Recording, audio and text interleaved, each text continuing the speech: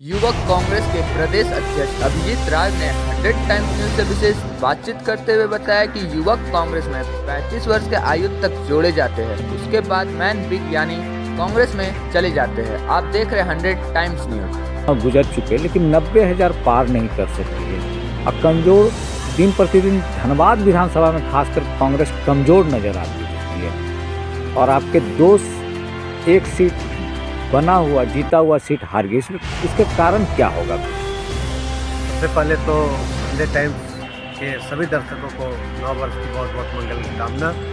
ईश्वर आप तमाम लोगों के जीवन में उत्साह लाए, स्वस्थ जीवन लाए। इन कामना के साथ हम सकारात्मक रूप से अगर बात करें तो निश्चित तौर से हम 3 विधानसभा में हारे हैं, लेकिन इस हार को अगर आप मार्जिन वाइज देखेंगे तो कहीं ना कहीं हमारे खुद की चूक ने इसमें हम लोगों को शिकस्त दिया है। नहीं तो पूरे झारखंड में जिस प्रचंड बहुमत के साथ हम जीते हैं, हम ये कह सकते हैं कि कांग्रेस मजबूत हुई है, कांग्रेस कमज़ोर नहीं है। यूथ कांग्रेस में एक नियमावली है कि 35 वर्ष के युवाओं को ही कांग्रेस के सदस्य बनाया जाए, लेकिन यहाँ यूथ कांग्रेस में 45, 40, 50 वर्षों के लोग हैं। इस पर आप भी प्रदेश में अध्यक्ष हैं यूथ कांग्रेस के, इस पर आपका क्या कहना है? देखिए, जब मैं यूथ कांग्रेस का चुनाव लड़ रहा था पिछला, मेरा उम्र 34 साल था और अभी हमारा उम्र 37 साल है। तो निश्चित तौर से 35 के बाद आप इस प्रक्रिया में भाग नहीं ले सकते हैं। तो मेरा वो प्रक्रिया में भाग जब लिया था मैं तो 34 वर्ष का था और अब उसको पार कर चुका। तो निश्चित तौर से अब जब भी चुनाव होगा संगठन का, और होने ही वाला है, तो इसमें मैं या मेरे उम्र का कोई भी व्यक्ति प्रक्रिया में भाग नहीं ले सकता है। और सभी नौजवान हैं, हम समझते हैं कि धनबाद की राजनीति में सबसे पुराना यूथ कांग्रेस का अगर कोई है तो मैं ही हूँ। और झारखंड के अंदर में भी कई साथी हैं जो ये अंतिम यूथ कांग्रेस की पारी खेल रहे हैं। वो लोग चुनाव जब आएंगे तो वो लोग फिर सीनियर कांग्रेस की ओर चले जाएंगे। तो क्या लग रहा है कि आपके नेतृत्व में यूथ कांग्रेस मजबूत हुई है या कमज़ोर हुई है? अगर मेरे से आप पूछेंगे तो मैं तो कहूँगा कि मजबूत हुई है। इसी कारण है कि हम लोग जीते भी हैं। पूरे झारखंड में अच्छा बहुमत, प्रचंड बहुमत के साथ संगठन काम किया, जिसके कारण जीता। कई साथी हैं जो इसमें लापरवाही बरते हैं, जिसको हम लोग अनुशासनात्मक कार्रवाई भी किए। तो निश्चित तौर से ये मूल्यांकन कर पाना कि कौन अच्छा किया और कौन ख़राब किया, ये सिर्फ रिजल्ट से तय नहीं होता है।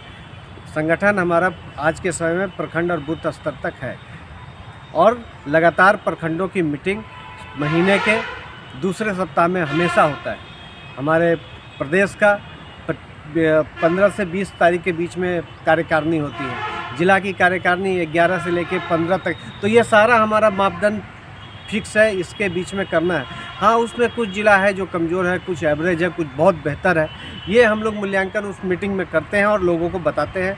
और आगे का क्रियाकलाप क्या होगा, किन कार्यक्रमों को लेके हमें जनता के बीच में जाना है, किन कार्यक्रम को लेके, किन मुद्दों को लेकर सरकार का ध्यान आकृष्ट कराना है, इन सभी विषयों पर हम चर्चा परिचर्चा करते हैं। सर, विधानसभा चुनाव में जिला अध्यक्ष संतोष सिंह और वैभव सिन्हा के साथ जो झगड़े हुए, आप वैभव सिन्हा के पक्ष में नज़र आए, इस पर आपका क्या कहना सर? देखिए, पहला तो वो झगड़ा ही दुर्भाग्यपूर्ण था, होना ही नहीं चाहिए था। और मैं वैभव के पक्ष में नहीं था, मैं उस हिंसा के खिलाफ था जो किया गया था। मेरा मानना है कि राजनीति में वैचारिक मतभेद हो सकते हैं, लेकिन हिंसा का कोई स्थान नहीं होना चाहिए। और वो जो हिंसा हुआ था जिसमें 3 लोगों का सर फटा था, हम उनके पक्ष में खड़े थे और इसमें कहने में कहीं गुरेज नहीं है कि वो किसके साथ था, उससे मुझे कोई मतलब नहीं है। मैं उन लोगों के साथ था जिनके साथ नाइंसाफ़ी, अनजस्टिस हुआ था, क्योंकि इसलिए खड़ा था क्योंकि ये बताने के लिए कि हिंसा अगर करिएगा तो इससे जो डरता होगा। हम कांग्रेस के वो लोग जो गांधी आइडियोलॉजी को मानते हैं बिल्कुल नहीं डरते हैं हिंसा से। आपको मारना है मारो, इसलिए हम उस पक्ष में खड़े थे, हम किसी व्यक्ति के पक्ष में नहीं कर रहे थे। यही कारण था कि जब दोनों कंप्रोमाइज़ भी कर रहे थे तो उस कंप्रोमाइज़ के बीच में हम नहीं थे। हम बोले कि ये लड़ाई आप दोनों ने लड़ा है, आप दोनों को समाप्त करना है। हाँ, अन्याय जहाँ होगा वहाँ अभिजीत राज आपको खड़ा जरूर मिलेगा। सर, आपको नहीं लग रहा है कि झरिया विधानसभा में पूर्णिमा सिंह से आपका संबंध थोड़ा तीखा है?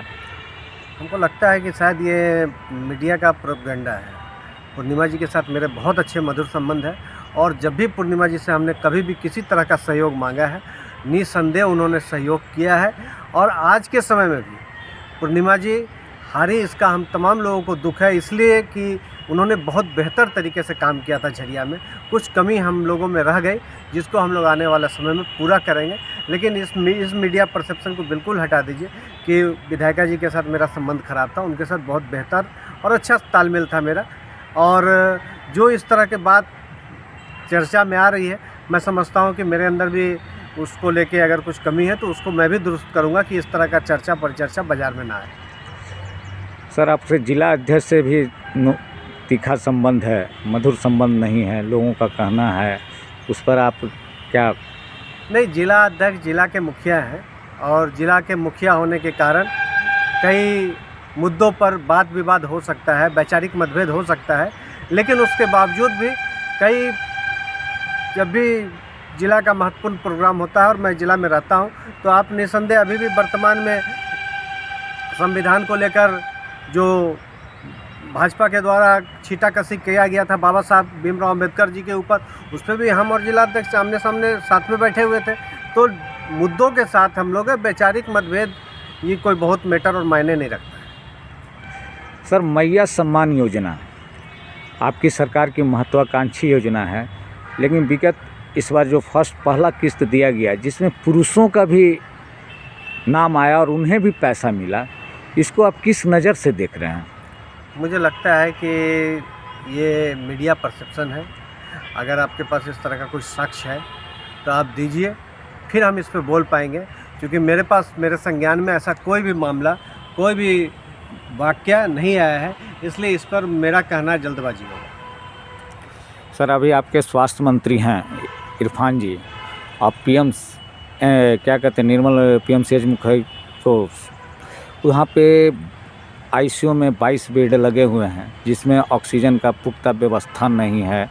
और हम धनबाद में सबसे बड़ी हॉस्पिटल है और कॉलेज भी है, तो इस पर सर सफाई व मरीजों का बढ़िया से इलाज नहीं हो पाता है, इस पर आपका क्या कहना सर? देखिए, हम तो ये कहेंगे कि कांग्रेस और JMM की सरकार आने के बाद जो सबसे बड़ा महामारी पूरे देश भर में है वो कोरोना है। और उस कोरोना काल में हमने देखा है कि धनबाद का जो लाइफलाइन था, अगर धनबाद को कोई बचा रहा था, धनबाद को कोई मदद कर रहा था, तो वो PMCH था। तो निसंदेह कमी हो सकता है, कमी होगा भी, उसको हम आप तमाम लोग को मिलकर दुरुस्त करने का ज़रूरत है। इसके लिए कोई एक व्यक्ति और एक सरकार सिर्फ दोषी नहीं है, इसके लिए हम लोग भी दोषी हैं। क्योंकि गंदा को डस्टबिन में फेंकने के बजाय कहीं भी फेंक देते हैं। साफ़ सफाई जहाँ हमें भी ध्यान रखना चाहिए, हम उस पर ध्यान नहीं रखते हैं। और कहीं प्रशासन का भी कमी है जो इस लापरवाही को बरतती है। तो निस्संदेह हम आप मिल के एक जन और जनता का सरकार बना है, तो निश्चित तौर से जनता को इसकी कोई परेशानी न हो, इसके लिए हम तमाम लोग काम करेंगे। अभी तक सर हेमंत जी केंद्र से अमित शाह जी जो अंबेडकर के बारे में अपमानजनक आपत्तिजनक शब्द बोले हैं, उस पर आपका क्या आइडियोलॉजी होगी सर? देखिए, अंबेडकर जी कोई व्यक्ति नहीं है, अंबेडकर जी एक विचार है। और वो विचार क्या है? वो विचार है दलित, शोषित, गरीब, अल्पसंख्यक, उस तमाम लोगों को शक्ति देने का जिनको हम दबाना चाहते हैं, जिनके अधिकार को हम मारना चाहते हैं, जिनको अधिकार से हम बरसों बरसों तक वंचित करके रखे हैं, उन तमाम लोगों को न्याय दिलाने का सोच और विचार अंबेडकर जी है। तो अंबेडकर जी के बारे में अब शब्द कहने वाला व्यक्ति क्या मानसिकता, आप इसी बात से समझ सकते हैं कि देश का गृह मंत्री बैठा हुआ देश को किस ओर लेके जाना चाहते हैं। वो इसके लिए आत्मचिंतन उनको स्वयं भी करना चाहिए। सर, अभी एक कानून आ रहा, पोशा कानून, जो आदिवासियों के लिए, तो अभी आदिवासी 2 भागों में बटे हुए हैं, इस पर क्या कहना है? देखिए, पेशा कानून का प्रारूप जो है, कई लोग हैं कि वो 1996 का वो लागू करने की बात कर रहे हैं। कई लोग हैं कि अभी वर्तमान समय को देखते हुए उसमें अमेंडमेंट करके उसको पारित करने की बात कर रहे हैं। तो एक इस पर जो चिंतक लोग हैं, पेशा कानून के जानकार लोग जो है, उस पर ये सब बैठ के मंथन चिंतन कर रहे हैं। सरकार को फाइनल ड्राफ्ट मिलेगा और हम समझते हैं कि पेशा कानून लागू होगा। सर, पेशा कानून लागू होने से आदिवासियों को कितना फ़ायदा होगा? हम समझते हैं कि आदिवासी के लिए ही वो पेशा कानून है जो जल जंगल ज़मीन को संरक्षित कर पाएंगे, सुरक्षित कर पाएंगे, उसको संग्रह कर पाएंगे। इसलिए ये पेशा कानून इसलिए भी ज़रूरी है ताकि गांव को गांव का अधिकार, गांव को गांव का ताकत मिल पाए। गांव में जो आप देखते होंगे कि छोटा छोटा लड़ाई झगड़ा बात विचार होता है और उसमें शोषण प्रशासन और पुलिस के द्वारा होता है, वो बंद हो जाएगा। गांव के अंदर में ही बैठ के पंचायती होगा और चीज़ समाप्त होगी। तो कई चीज़ है जो गांव को शक्ति मिलेगा और उससे गांव सशक्त होगा और मजबूत होगा। सर, आप धनबाद की जनता को और झारखंड की जनता, क्योंकि झारखंड के आप युवा प्रदेश अध्यक्ष हैं, तो आप क्या संदेश देना चाहेंगे? मैं इतना ही सबको कहना चाहूँगा कि झारखंड आप सबका है, हमारा है, हम तमाम लोगों का है। इस झारखंड के अंदर में जो भी अपराध हो रहे हैं उसके खिलाफ़ आप मजबूती से डटे रहिए। बिल्कुल डरने और घबराने की ज़रूरत नहीं है। अगर कहीं आपसे घूस मांगा जाता है तो आप धैर्य के साथ पहले कोशिश कीजिए अपने काम कराने को।